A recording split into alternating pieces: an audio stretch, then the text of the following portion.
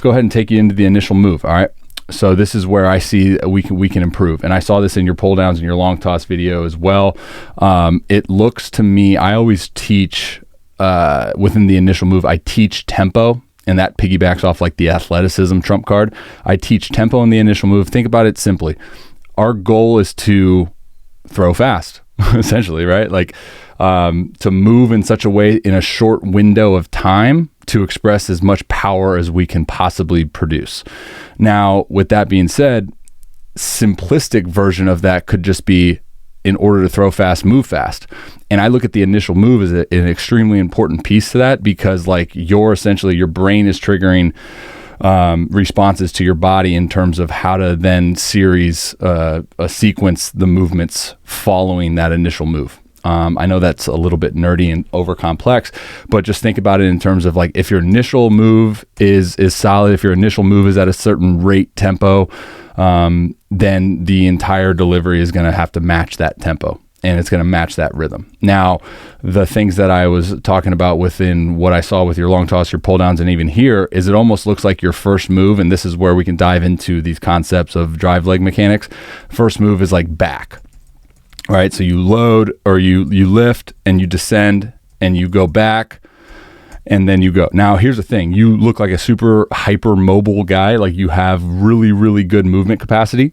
But what I'm seeing is we want to amplify your athleticism, and we want to get a little bit more like momentum going down the mound, instead of almost thinking back and down early. Now, I know that gets confusing too. We'll kind of summarize this, and you'll have more context in the report. So there is a fine line between the perception of power, like how we perceive I'm feeling powerful. A lot of guys perceive it as going like down and feeling their drive leg being contracted. Some guys feel powerful as like they're moving fast down the slope. You do a good job of doing both. Like, we'll see here in a little bit with this Buehler video, but there's a mechanism for us to abide by gravity, utilize the slope to increase our acceleration going down, and then still find a way to load our drive leg.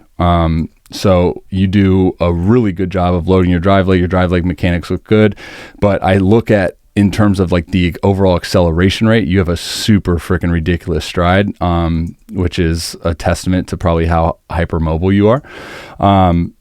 But that piece that I was referring to earlier within your acceleration rate, I think it could be only improved all the way up until the point in which you deliver the baseball.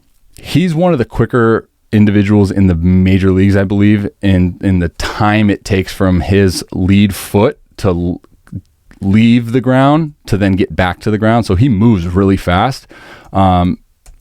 So notice the posture of his body as he's lifting his leg, like getting going forward.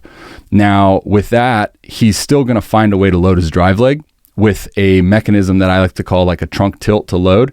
So it's not so much that you're defying that forward gravity that we obviously want to abide by, but it's like, okay, we're going to influence acceleration. We're going to get going down the slope, but like, hold on, I need to load my drive leg. It's the same way, like, see that kind of trunk tilt there?